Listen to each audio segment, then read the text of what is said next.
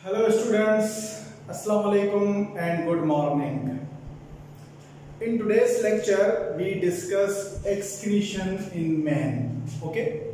So यहाँ पर आज हम man के अंदर यानी ह्यूमन बीइंग के अंदर excretion किस तरह से होती है और कौन सी एक्सक्रीटरी प्रोडक्ट्स होती हैं हम आज यहाँ पर उसको डिस्कस करेंगे. ठीक. सो सबसे पहले यहाँ पर हमने वर्ड लिखा है एक्सक्रीशन इन मैन.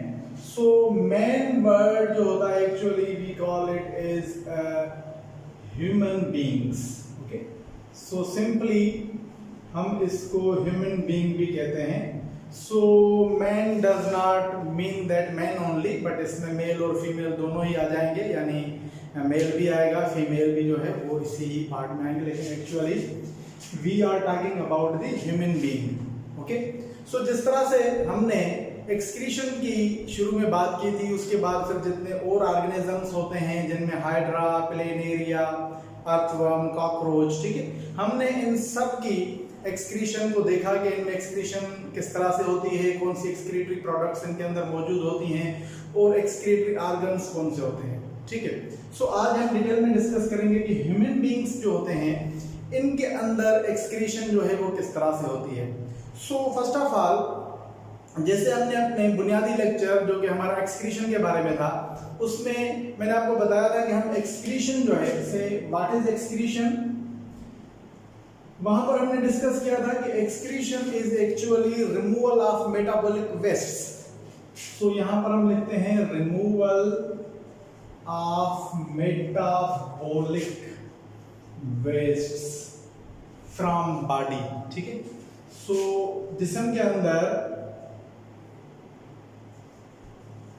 जितने भी मेटाबॉलिक वेस्ट बनते हैं उनको बॉडी से, उनको जिस्म से रिमूव करना, that is known as excretion. हम उसको एक्सक्रीशन कहते हैं. सो यहाँ पर मैंने आपको बताया था कि मेटाबॉलिक वेस्ट जो होते हैं वो बहुत सारी टाइप्स के होते हैं, यानी there are so many types of metabolic waste. ठीक है. से फॉर एग्जाम्पल अगर हम बात करते हैं कि भाई carbon dioxide is a metabolic waste, ये भी किस्म का मेटाबॉलिक वेस्ट होता है. ठीक है. सिमिलरली यहाँ पर यूरिया की अगर हम बात करते हैं, urea is also metabolic waste. अगर हम अमोनिया की बात करते हैं NH3, that is also metabolic waste. If we say uric acid, so uric acid, ETC यानी क्रेटिनाइन वगैरह जितने हमने डिस्कस किए थे, ये सारे के सारे क्या होते हैं, वेस्ट मटेरियल होते हैं. हम इनको वेस्ट मटेरियल कहते हैं. लेकिन अच्छा, इसके अलावा यानी सिर्फ ये नहीं होता. से फॉर एग्जांपल अगर बॉडी के अंदर कोई टॉक्सिक मटेरियल मौजूद होता है, टॉक्सिक सब्सटेंस, या हम इसको पॉइजनस सब्सटेंस भी कहते हैं. ठीक है. या से फॉर एग्जांपल एक्सेसिव वाटर की अगर बात करते हैं, ठीक है, पानी, दैट इज आल्सो रिमूव्ड अगर वो एक्सेस में है, या अनवांटेड या यूजलेस सब्सटेंस जितने भी होते हैं, सॉल्ट्स. सो यानी सिर्फ और सिर्फ ये मेटाबॉलिक वेस्ट के अलावा और जितने भी अनवांटेड या यूजलेस सब्सटेंसेस बॉडी में मौजूद होते हैं, तो नेचुरली क्या होता है कि बॉडी इन अनवांटेड सब्सटेंसेस को या इन यूजलेस सब्सटेंसेस को रिमूव करती है, और इस रिमूवल को हम एक्सक्रीशन कहते हैं. ठीक है. इसकी रिमूवल को हम क्या कहते हैं, एक्सक्रीशन कहते हैं. लेकिन वहां पर मैंने आपको ये बात बताई थी कि actually in case of excretion we will discuss और we will only be focused on the nitrogenous waste, यानी हम यहाँ पर सिर्फ और सिर्फ नाइट्रोजनस वेस्ट पर फोकस करेंगे. और अमंग दी नाइट्रोजनस वेस्ट आपसे for example ammonia is a nitrogenous waste, यानी नाइट्रोजनस वेस्ट वो होता है जिसमें नाइट्रोजन मौजूद हो. सो अमोनिया है, यूरिया है, uric acid, ETC, there are so many other nitrogen containing compounds. और ये जो हैं टॉक्सिक कंपाउंड्स होते हैं, they are not used within the body. ठीक है. सो इसीलिए मैंने वहां पे आपको बताया था कि हम जनरली कंसर्न करते हैं यहाँ पर एक्सक्रीशन के टॉपिक में अमोनिया, यूरिया या यूरिक एसिड वगैरह, इन पर हमारा ज्यादा फोकस होगा. इसका मतलब ये नहीं है कि यही सिर्फ वेस्ट मटेरियल है, इसके अलावा और भी वेस्ट मटेरियल होते हैं बहुत सारे, जो मैंने आपको यहाँ पे भी बताए हैं. यहाँ जो शुरुआती जो हमारा पहला लेक्चर था रिगार्डिंग द एक्सक्रीशन हमने वहां पर इसके बारे में डिटेल में डिस्कस किया था। आपने अगर वो वीडियो या वो लेक्चर नहीं देखा तो आप इस चैनल पर, या मैं उसकी लिंक जो है वो नीचे दूंगा, आप उसको क्लिक करके पहले उस लेक्चर को अगर देखना चाहते हैं तो भी सही है, आप पहले उसको देखेंगे तो फिर आपको आपके पास इसके कॉन्सेप्ट जो है वो क्लियर हो जाएंगे। अंडरस्टैंड? सो यहाँ पर अब हम आ रहे हैं, यानी ये तो हमने जनरल डिस्कस कर लिया, अब हम यहाँ पर आ रहे हैं ह्यूमन बीइंग के ऊपर, यानी मैन की जो यहाँ पर बात हो रही है।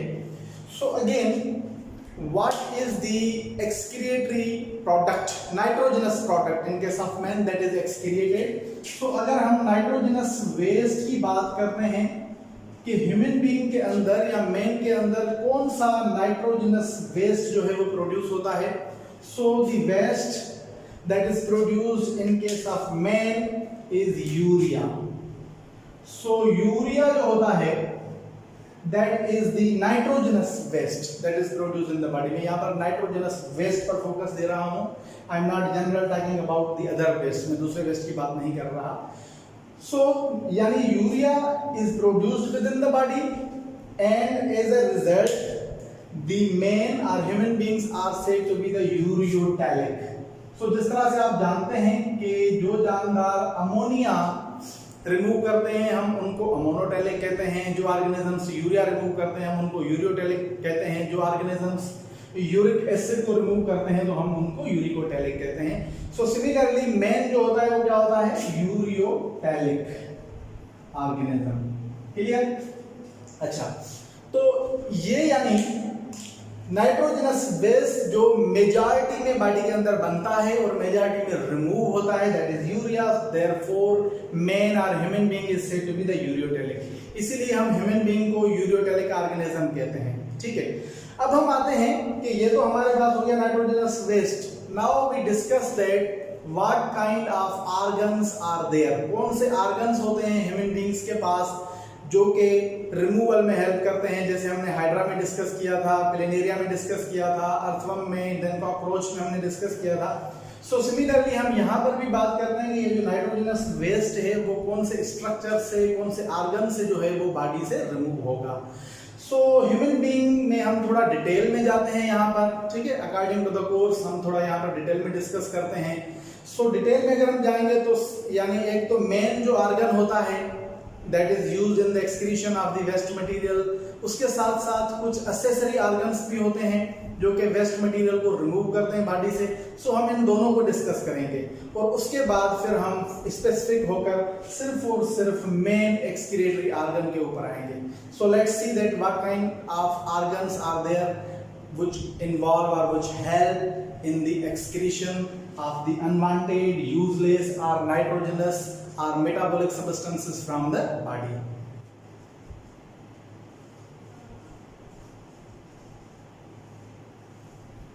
So excretory organs की अगर बात करें हम ह्यूमन बीइंग में, तो ह्यूमन बीइंग में बहुत सारे ऑर्गन्स जो होते हैं वो एक्सक्रिएशन में इन्वॉल्व होते हैं। ठीक है, सो इनमें हमारे पास जनरली दो तरह के ऑर्गन्स होते हैं मैन के अंदर जिनको हम डिस्कस करते हैं। सबसे पहले जो ऑर्गन हम डिस्कस करते हैं that is the main main excretory organ. So यहां पर हम लिखते हैं मेन ऑर्गन।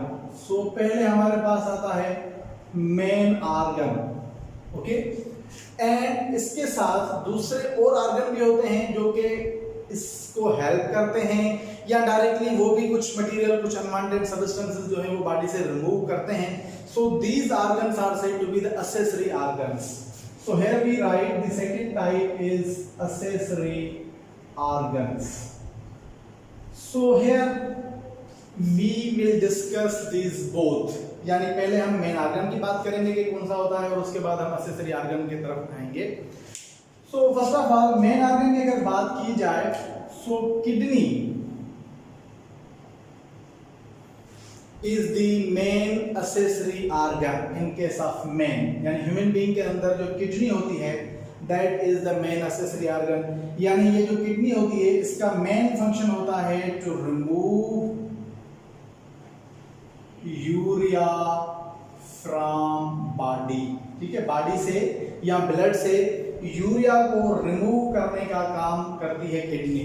और किडनी जो है वो मेन एक्सक्रीटरी ऑर्गन है। सो हम इस किडनी को आगे नेक्स्ट हमारे लेक्चर में, that is the urinary system of man, urinary system, वहां पर हम इसको डिटेल में डिस्कस करेंगे कि किडनी का स्ट्रक्चर भी हम वहां पर डिस्कस करेंगे और किस तरह से जो है वो ब्लड से यूरिया रिमूव करने का फंक्शन परफॉर्म किया जाता है by the kidney, that we will discuss in detail there. So यहाँ पर हमने जस्ट फिलहाल बात की है कि किडनी जो है वो मेन एक्सक्रीटरी ऑर्गन होता है। उसके साथ साथ मैंने आपको बताया कि यहाँ पर हमारे पास एक्सेसरी ऑर्गन्स भी होते हैं, ठीक है। और वो जो एक्सेसरी ऑर्गन्स होते हैं उनकी फिर 3 टाइप्स होती हैं।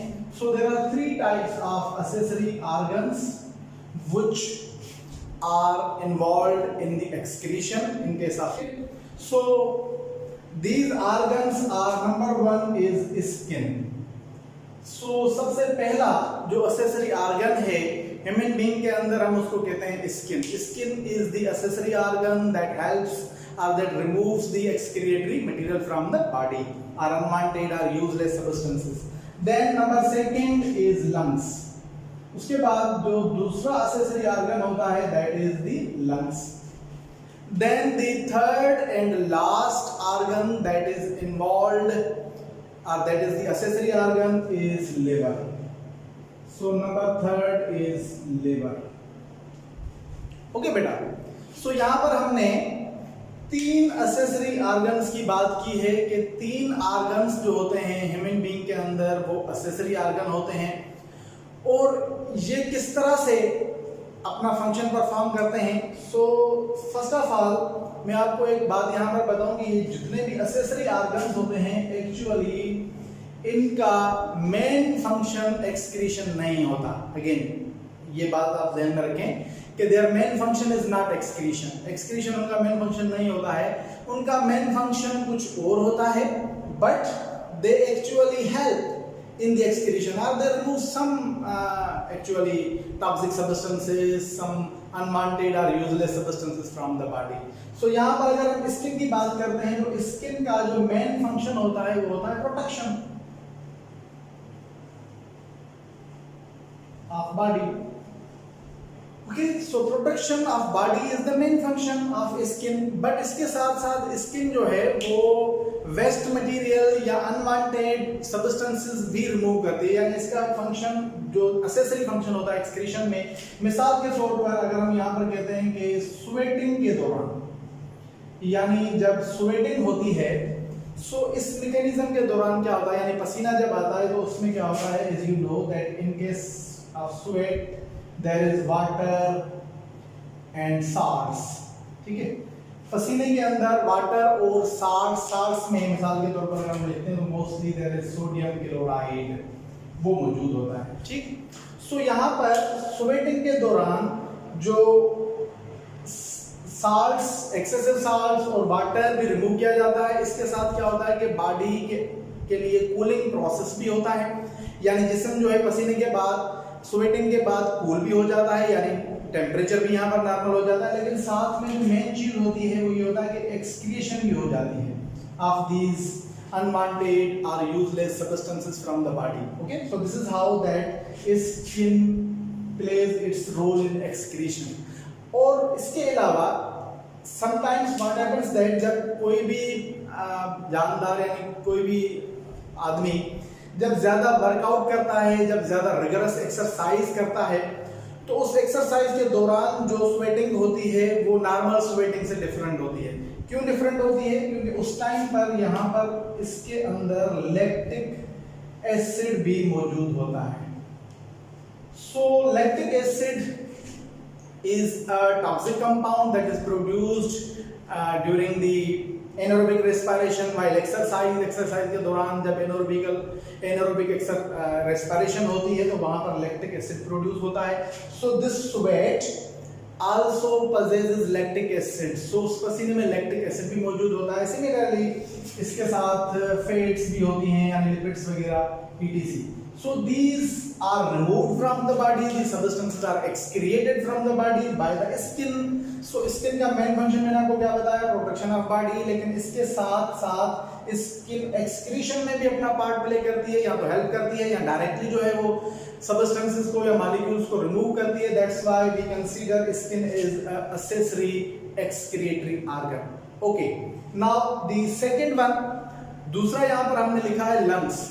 अब लंग्स जो है इनका जो मेन फंक्शन होता है वो होता है गैसेस एक्सचेंज या एक्सचेंज ऑफ गैसेस। सो यहां पर अगर लंग्स की हम बात करते हैं तो यहां पर हम लिखते हैं exchange of gases is the main function. ये इसका मेन फंक्शन होता है, लेकिन साथ में हम इसको एक्सेसरी एक्सक्रिएटरी ऑर्गन क्यों कह रहे हैं? Because as you know that during metabolism, जैसे हमने शुरू में यहां पर लिखा था, सॉरी रेस्पिरेशन के दौरान क्या होता है, कार्बन डाइऑक्साइड बनती है, ठीक है। And as you know that this carbon dioxide is not used in the body, ये बॉडी में यूज नहीं होती है और ये बॉडी से रिमूव होती है वाया लंग्स, लंग्स के थ्रू फिर नोज से कार्बन डाइऑक्साइड बाहर जाएगी, ऑक्सीजन अंदर आएगी। सो इसको ही हम एक्चुअली एक्सचेंज ऑफ गैसेस ही कहते हैं, ये मेन फंक्शन होता है उसका। लेकिन यहाँ पर आप नोट करेंगे कि ये जो लंग्स होते हैं ये कार्बन डाइऑक्साइड को रिमूव करते हैं बॉडी से बाहर, यानी this is metabolic waste, this is unwanted substances, useless gas and this is excreted out. So इसीलिए हम यहाँ पर लंग्स को भी एक्सक्रिएटरी एक्सेसरी एक्सक्रिएटरी ऑर्गन तस्लीम करते हैं। Why? Because it removes carbon dioxide. So हम यहाँ पर लिखते हैं it removes carbon dioxide, that's why we call lung is the accessory excretory organ. Okay, so the third, यहाँ पर हमने थर्ड जो टाइप लिखी है, थर्ड ऑर्गन जो हमने लिखा है that is liver। अब लिवर जो है as you know that is very important organ of the body, ठीक है, और ये होम्योस्टेटिक ऑर्गन है, इसके बहुत सारे फंक्शंस होते हैं लिवर के, वो हम आगे डिस्कस करेंगे अगले लेक्चर में। हमारा जो लेक्चर होगा that would be related to the homeostatic functions of liver, हम वहां पर डिस्कस करेंगे। लेकिन यहाँ पर मैं आपको बात बताऊं कि लिवर जो है ये एक्सक्रीशन में अपना रोल प्ले करता है, डायरेक्टली या इनडायरेक्टली। मिसाल के तौर पर अगर इनडायरेक्टली की हम बात करें यानी हेल्प करता है किस तरह से कि ये जो यूरिया हम बात करते हैं कि भाई ह्यूमन बीइंग्स के अंदर यूरिया प्रोड्यूस होता है और हम यूरियोटेलिक होते हैं।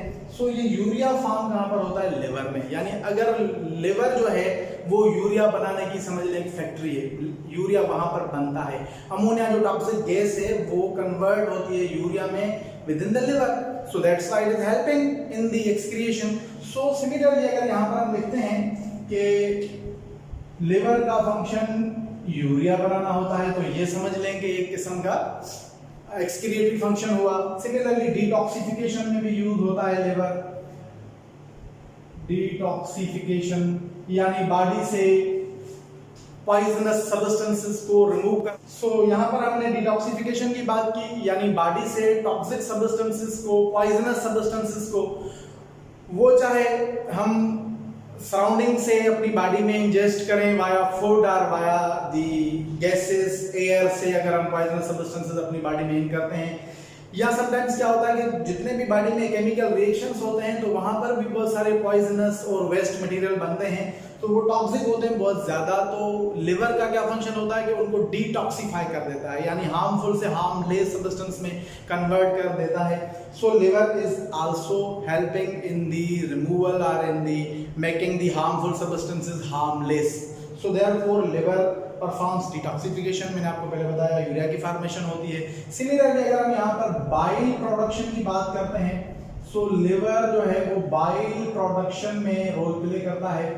अब ये जो बाइल है दैट इज जो सब आगे हम वैसे डिस्कस करेंगे एक्चुअली, जब लिवर के फंक्शंस पर हम डिस्कस करेंगे, होम्योस्टेटिक फंक्शंस पर, तो वहां पर ये सारी चीजें हम डिटेल में ही डिस्कस करेंगे। यहाँ पर मैं आपको सिर्फ चंद बातें जो है वो बता रहा हूँ। सो ये जो बाइल है this is produced by the damaged और ओल्ड रेड ब्लड सेल्स। जब रेड ब्लड सेल्स ओल्ड हो जाते हैं तो उनको ब्रेक डाउन करके और फिर उसमें से बाइल जूस जो है वो प्रोड्यूस किया जाता है। That bile juice helps in the digestion of fat, fat की डाइजेशन में भी हेल्पफुल होता है, और साथ में ये जो बाइल है वो फीसिस के थ्रू बॉडी से बाहर रिमूव भी हो जाता है। So this is how that liver performs its accessory function in case of excretion. So आज के लेक्चर में हमने जनरल इंट्रोडक्शन किया एक्सक्रीशन के बारे में, कि एक्सक्रीशन जो है वो क्या होती है, और उसके बाद हमने स्पेसिफिक किया इस बात को ह्यूमन बीइंग के ऊपर कि ह्यूमन बीइंग में एक्सक्रीशन किस तरह से होती है, दैट वी डिस्कस देयर। फिर हमने बात की कि एक्सक्रीटरी जो ऑर्गन्स होते हैं वो मैंने आपको बताया दो टाइप्स के होते हैं। एक मेन ऑर्गन होता है जिसको हम आगे कमिंग लेक्चर्स में डिस्कस करेंगे कंप्लीटली यूरिनरी सिस्टम में, एंड देन एक्सेसरी ऑर्गन्स। मैंने आपको बताया कि एक्सेसरी ऑर्गन्स वो ऑर्गन्स कहलाते हैं जिनका डायरेक्ट फंक्शन एक्सक्रीशन में नहीं होता, बट दे हेल्प और they remove some sort of substances from the body. So hopefully in our next video we will discuss homeostatic functions of liver and then we will move towards the urinary system. So अभी ये 3-4 videos 3-4 lectures जो हैं वो मुसलसल एक series में होंगे, और ये सारे के सारे लेक्चर्स जो होंगे वो एक्सक्रीशन इन मैन से ही रिलेटेड होंगे। So therefore stay tuned. अगर इस चीज़ को आपने समझना है तो समझ लें कि हम पार्ट्स में बना रहे हैं। ये वीडियो पहला पार्ट है, इसके बाद second, third, fourth and then fifth part जो है वो पॉसिबल हो सकता है कि हम इसको फिफ्थ पार्ट में भी ले जाएं। ठीक है, so till then bye bye.